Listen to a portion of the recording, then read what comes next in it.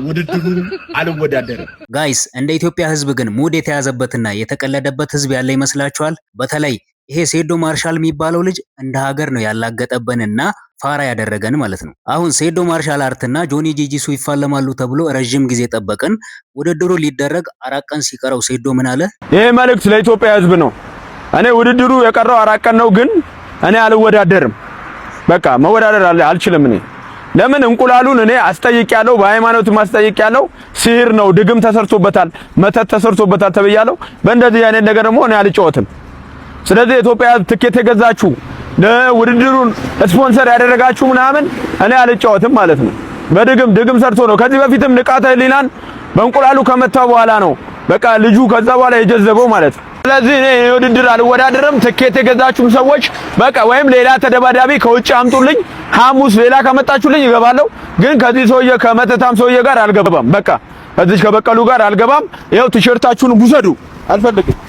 ያዝ እና ከዚህ በላይ ሙድ መያዝ ያለ ይመስላችኋል? ከዚህ ቀደም 10 ሚሊዮን ብር ካልተከፈለኝ ውድድሩን አልወዳደርም አለ። እሺ 10 ሚሊዮን ብር ይሰጣል ተባለው። በኋላ ላይ ደግሞ ወደ ውጭ ሀገር ወጥቻለሁ አምልጫለሁ፣ ስለዚህ ውድድሩን አልሳተፍም አለ። እኔ ውድድሩን አልወዳደርም።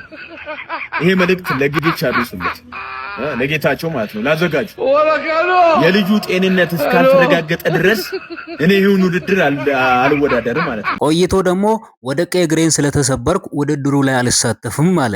ስንት ኪሎ ግራም ይሆናል እንትኑ ሞተሩ የወደቀብኝ ማለት ነው። ይኸውላችሁ እዚህ ጋር ነው ተቀጥቅጧል እግሬ ማለት ነው። ውድድሩ እንግዲህ ደህና ሁኑ፣ እኔ የለሁም በቃ ተጎድጃለሁ። አሁን መጥቶ ደግሞ ለውድድሩ 3-4 ቀን ሲቀረው ጆኒ ጂጂሱ በእንቁላሉ መተት አሰርቶብኛል፣ ስለዚህ አልወዳደርም እያለ ነው።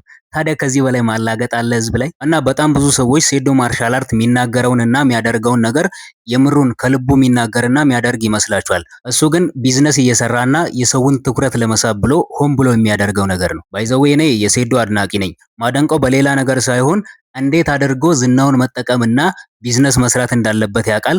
እንዴት አድርጎ የሰውን ትኩረት መሳብ እንደሚችል ያውቃል። እና የሴዶን ቢዝነስ ማንነት በጣም ነው የምወደው። እስኪ እናንተ ተመልካቾች የሴዶን ጉዳይ እንዴት ታያላችሁ? የምሩን ፈርቶ ይመስላችኋል እንደዚህ አይነት አወዛጋቢ ነገሮችን የሚያደርገው ወይንስ ሙድ እየያዘብን ይመስላችኋል? እስኪ ሀሳብ አስተያየታችሁን ኮሜንት ላይ ንገሩኝ።